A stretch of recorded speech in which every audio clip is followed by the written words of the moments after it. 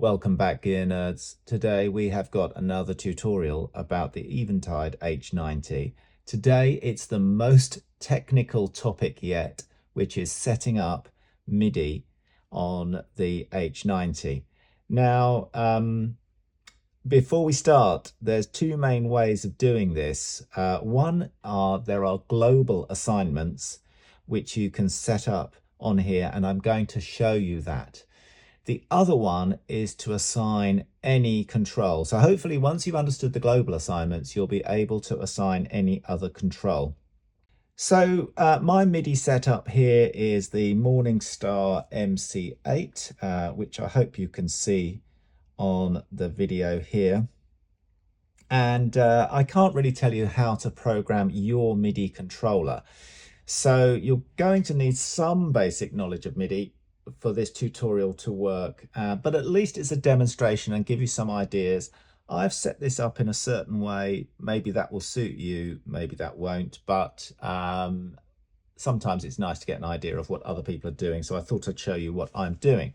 Okay, first thing you're going to need to do is set up the Midi Basics on the Eventide device, and so we're going to go into the system menu. Now to do that, we've done this before, we hold down both of these buttons at the same time and we get the system menu. I've already been playing with this morning, so it's already on MIDI, but you can select them here and scroll to the MIDI setting and press the select button and boom, you're in there. Okay, now it'll give you an option for channel number. Now some of you don't have complicated MIDI setups, but I do recommend setting the MIDI channel to something, whether or not it's one or whatever, but set it to something and know what it is. The other thing is receive omni. All this means is, will it respond to messages on every channel? Turn that off. Output mode is whether or not it's going to send MIDI. I would leave it off. And as usual, you can scroll through the settings. We've got the white bar. So let's just go back. Clock source is DIN. Now I have, believe it or not, my wireless MIDI connected in to the DIN plug. So the DIN means the 5-pin plug that's on the side of the box. And if you turn this, it'll be USB, it'll be the alternative. So DIN, for those of you working with a computer, then USB is most likely. For those of you working with a pedal board, then DIN is most likely. Now, here we get to the really exciting stuff.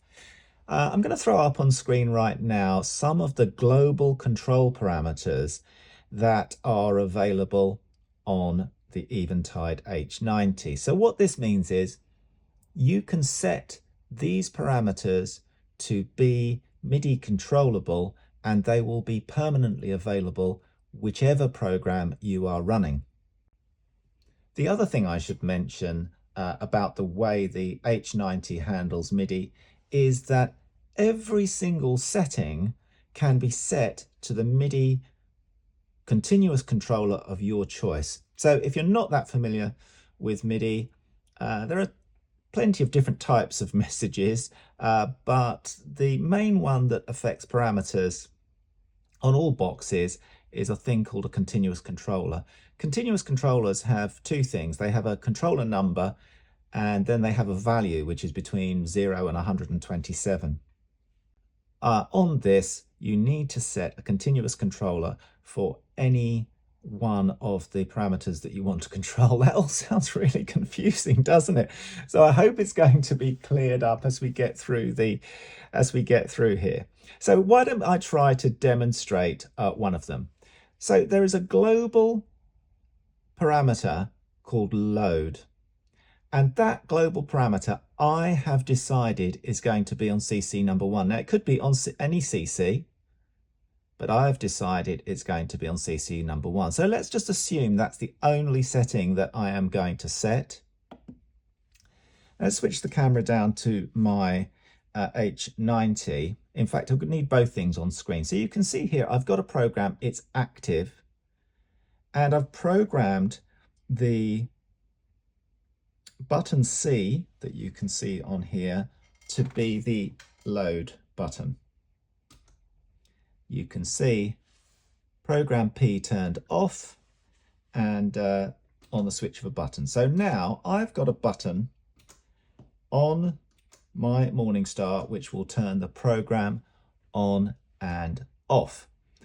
What it's doing actually is sending a message on CC1, continuous controller 1, and the message value is actually 65. On the Eventide, any value above 64, in fact it says in the instructions 64 and above, so 64 itself would be okay. Any value 64 and above will trigger the action. So just to show you, that is what that button does.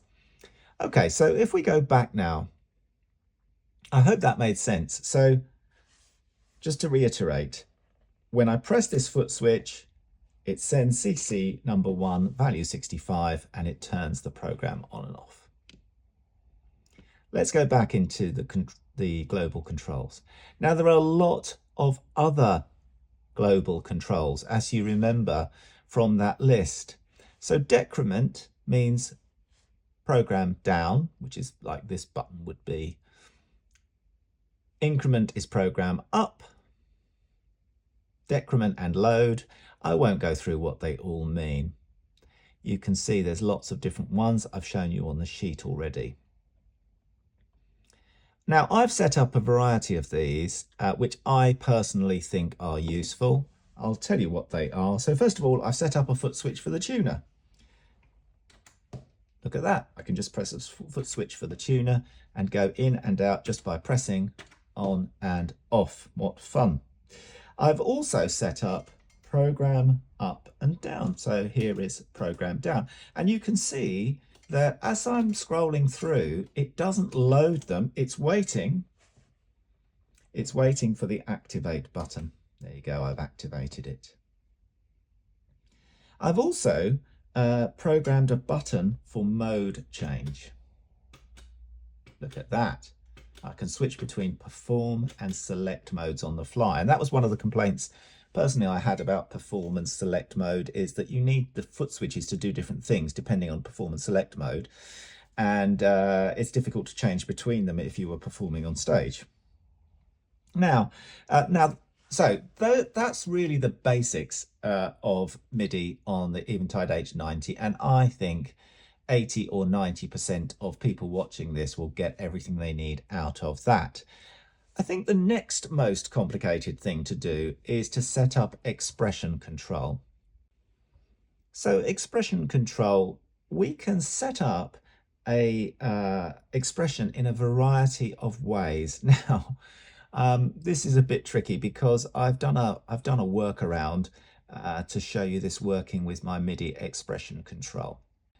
One of the global settings in the MIDI control list is to be able to control the quick knobs 1 to 6. So I decided to set up my expression pedal to control quick knob 1, and that's global, so it will always control quick knob 1. So if you remember, to assign a quick knob, we can just press and hold any one of these numbers, and then we can decide what it does. Now, in my case, just to show you what it's doing, I'm going to say select program mix. So if I put my foot down to my expression pedal and I move it, look at that. It's controlling expression mix. Now, it's going down to 0. I haven't calibrated it really. It's going up to 98% and 2%. 100%, there you go. Still 2%. 98, 1, 100, 1. Anyway, it needs some calibration. Now, I think I'm going to leave the parameter mapping and the advanced way of doing that with MIDI to another video, because it's quite tricky on its own.